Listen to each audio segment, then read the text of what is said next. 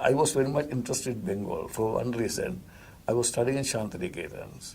So in 1954, when there was the language education in Bangladesh, I was a student in Shantiniketan. We did a lot of work with the other students. I was actually one time the secretary of the Vishwabharati Sammelani, the students' union, and also it all was connected to the All India Student Federation.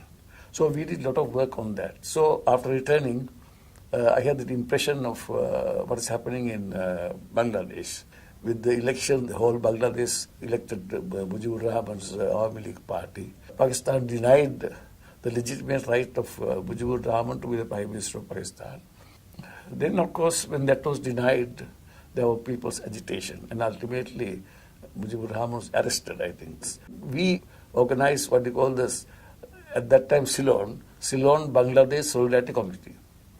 And we made a Buddhist monk, a very radical Buddhist monk, quite well known. He's also died, Reverend Matar Chandarama. So he was president, and myself and my friend Latif, Abu Talif Abdul Latif, myself, we were joint secretaries. And then Mr. Devaraj, treasurer. It's very interesting. We were on all three communities. So Devaraj is a Tamil, I am a Sinhalese, Latif is a Muslim. So we had all ethnic groups involved in this agitation. So what we did, first, we started giving press interviews. Then we were making publications. And then at that time, there was a professor, a lady, Kumar Jayawardena, in the Colombo University, who was involved in this worker education program. She came to me and she said she will join our movement and she will organize a very big meeting of these people for a lecture. And he asked me to give the lecture because knowing the background, then in the Colombo New Town Hall, I spoke. The whole was fully packed. The Indian High Commission people were there. Then what happened? We found that the Pakistani aircrafts are going through Colombo airport. All they are refueled by them. So we went and we met some ministers and we said we are strongly opposed to this because they are carrying military hardware. They are going to bomb these people. And we said, because the minister in charge is actually leftist. His wife was demonstrating with us. His wife herself was a member of parliament and strong activist. So, unfortunately, the minister was put into a very embarrassing position. He wants to take position to stop this. But unfortunately, the Prime Minister was not for it. Because Prime Minister said that we cannot, Pakistan is a sovereign state and we have a good relation with Pakistan, so we don't want to do it. Anyway, we made this agitation, we carried posters, we made demonstrations.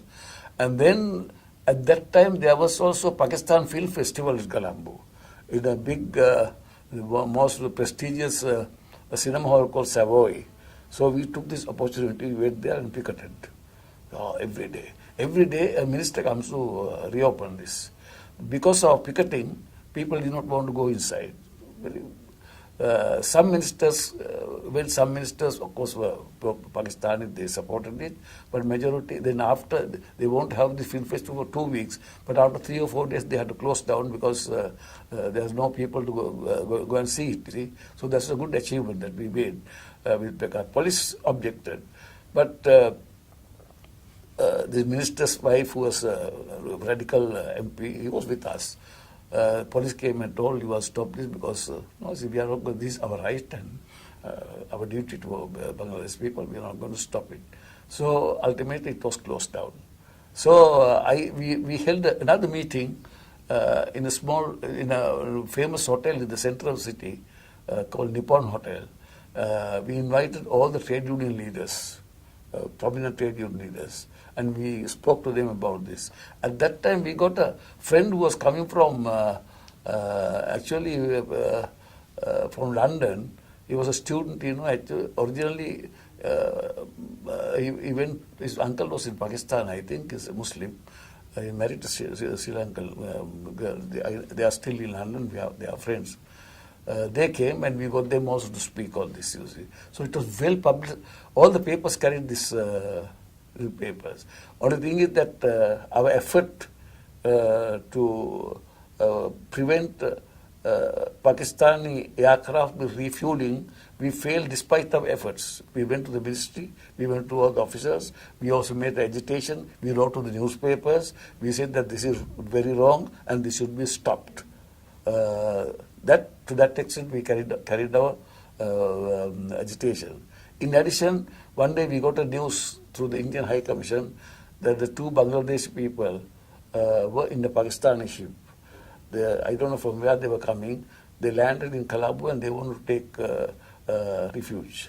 And then the Foreign Secretary refused. He put them back to the ship. Then when we got the information, we want to speak to the government. At that time, the Prime Minister was on holiday in the mountain areas, and even the Deputy Minister was not there. Then luckily for us, there was an opposition leader, of course, right-wing, but nevertheless we had some access. There was a friend of ours called Hamid, who later became the Foreign Minister.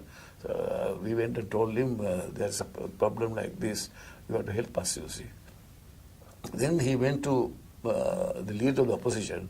He told, I have information from a very close friend of mine from leftist parties that this thing happened. Then he took up the case. He was a very powerful person. He was able to allow these people to stay in Sri Lanka.